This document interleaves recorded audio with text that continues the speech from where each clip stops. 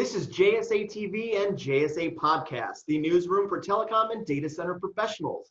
I'm Dean Perrine, Executive Vice President at JSA, coming to you from ITW 2020, the virtual ITW. And joining me today is Mr. Marc Halbfinger. Marc is the CEO of PCCW Global. The PCCW Global Network supports a portfolio of integrated global communication services, including connectivity, applications, and tailored solutions facilitated by the On-Demand Console Connect digital platform. Marc, welcome to JSA TV. Thanks, Dean. Thank you very much for introducing. Appreciate it. Happy to be here. You got it, you got it. And we're happy that you're here, Marc. You actually moderated the ITW opening keynote panel, The Future of Connectivity After COVID-19. Obviously a very big topic right now. So how is PCCW Global coping with the impact of COVID-19 and the fluctuations in demand for network services? Well, first of all, from the employee base, we have colleagues all over the world. And so we were impacted by COVID-19 step by step, first in China and Hong Kong, and then as things evolved all over the globe, and probably the last country that got hit the most from our point of view is the United States, and a few colleagues that we also have in Latin America. Severe impact to some of our colleagues in Europe, actually. And it's been difficult. And so first of all, to the employee base from PCCW Global around the world, I congratulate you for your resilience. And to all of the colleagues who've been involved in providing all forms of ICT services during this period, I think that we've demonstrated that the industry is both critical and resilient all at the same time. We've been coping okay, thankfully. The business has actually done better over this quarter, with the notable exception of roaming, which obviously, as people are not traveling, we haven't had that opportunity to deliver on the roaming base, except for a few permanent roamers that exist in various countries around the world. But other than that, in terms of bandwidth and all the applications around it, we've certainly seen a spike. And all of our colleagues, whether working from home or under strained conditions, have been successful in delivering value to end users. Outstanding. So let's talk about bandwidth. You mentioned it. Let's go there. We're hearing a lot that a lot of businesses are having to kind of reconfigure their networks in very short time frames because of this bandwidth necessity, and it's driving many carriers to accelerate their move into on-demand services. Let's talk about those on-demand services and the role of automation and SDN and kind of how you address those demands. Well, we started getting involved in software-defined networking about 6-7 years ago, quite frankly, because of HR constraints. And we viewed the necessity to go to automation quite clearly. First of all, the business cases associated with the paradigms of products as we had used to deliver them in the legacy network environment was changing. Productization was becoming more complex, and therefore wholesale and even downstream retail settlement becomes more complex. And whenever that happens, you definitely need to automate the economic platform, let alone the technical network platform. And we acquired Console Connect at the end of 2017 with exactly that in mind. Console Connect, by definition, was an automated platform that was facilitating the provisioning of cloud-to-cloud applications on an on-demand basis, as much bandwidth as you needed at the moment. And it also created a second component, which was a social platform, a community platform, if you will, to allow network engineers in clouds or applications or networks to interact with one another. And we saw all of that value. And so Console Connect, together with the PCCW Global platform, really is the epitome of what interconnection on an automated basis is supposed to be. It creates the value associated with an economic platform, a social platform, and most importantly, a technology platform that facilitates cloud to cloud, cloud to network. And very soon we'll be launching also network to network automation. And all of this is quite key, I think, in delivering what users have clearly demonstrated during COVID-19 is necessary. But even without COVID-19, it was upon us. What's clear from COVID-19 now is that automation is not an option, but rather a requirement. Excellent. So Marc, let's shift gears just a little bit here really quickly. Your bread and butter customer has predominantly been carriers and telecoms, but now you're serving kind of the wider ecosystem of enterprise, cloud providers, and SaaS businesses with more global interconnection. Can you talk a little bit about kind of that shift into serving the wider ecosystem? There's different components, and I don't want to get into a very long response to an excellent short question, but I will offer the following.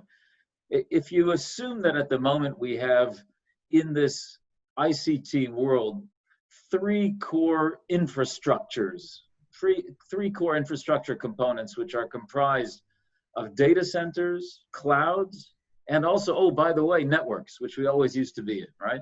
Those are the three main infrastructures that applications providers, SaaS providers, any type of X as a service requires, but also the users that are driving their automation, their transformation through those applications on top of those infrastructures. We acquired Console Connect and put it at the center of what we do, effectively replacing for a moment that we used to come from network centrism to the point where we're now technology centrist. And we've formed Console Connect as the meeting place for infrastructures and applications, so that a user of infrastructure can meet a user of applications across the social community side of Console Connect and deliver its technological automation side. I think that's the basics of where we're at. We've had to change our mindset in order to do it, and I'd be happy to share more if that's of interest. But I think it's that's where we've come from. And in doing that, we've obviously step by step migrated our wholesale capability to also enterprise. We've always been an enterprise. We've always been a B2B player, but we've often been to B2B through interconnect relationships that we have with other carriers, with other service providers. These were physical NNIs. That DNA of interoperability and interconnections we've brought with us to our technology-centric space, and I think it's been valuable to us. And now enterprises are being increasingly attracted to the platform because it's dynamic, automatic, and it facilitates what they require. Excellent, Marc. And perfect segue really into my next question. So thanks for that. But we're finding that a lot of carriers are finding it kind of tough to transform both culturally and their technology platforms in the existing environment, knowing that this is really kind of the new normal. Software development, and being more agile and working on becoming part of their overall core competencies. Well, how is PCC Global kind of changing in this regard? I suspect that it kind of starts from the ground up, but why don't you tell our viewers a little bit more about kind of existing in this new environment? Well, that it's interesting you say, because when you're a tech company that's in startup mode and entrepreneurial and so on, you don't bring any baggage with you. You're just coming sort of with a knapsack or carry-on, and that's it, right? And here we have a large amount of background. I don't want to call it baggage, but a large amount of background, to the point where we're integrating network hardware's capabilities together with software capabilities. So first step is to get to common nomenclature, common language amongst the employee base of what it is that we're doing and where we're going. If I say the word infrastructure to a guy who focuses on code, he's thinking about databases, different types of code languages and so on. If I say infrastructure to one of my physical network guys, they're thinking duct, they're thinking fiber, or someone else might be thinking data centers. The first thing is get to common language. And then you have to assure that you have a common objective. You have to set that mode in place. You have to make sure that it's happening from the top down and from the bottom up, and that everybody understands it. And so after we acquired Console Connect, we took a big stop amongst our management team. We went away for thought processes and training, and we came across Agile, but in the form of SAFE. SAFE is an acronym that stands for Scaled Agile Framework. And we decided to adopt SAFE 4.0 and later 5.0 throughout our organization, and that's been deployed over the last couple of years. That required us to train up the entire employee base, the management team themselves to certify, and it required everyone to think along the same lines to make sure that we were all headed in a common direction with the same tool set, and that we understood when physical network was priority and when coding and software was priority. All of it in order to achieve the objectives of value that I described to you in the earlier question. And so I just want to, you say Agile, and it's common for people to think about the word Agile as if it means speed. But frankly, Agile was created as a framework.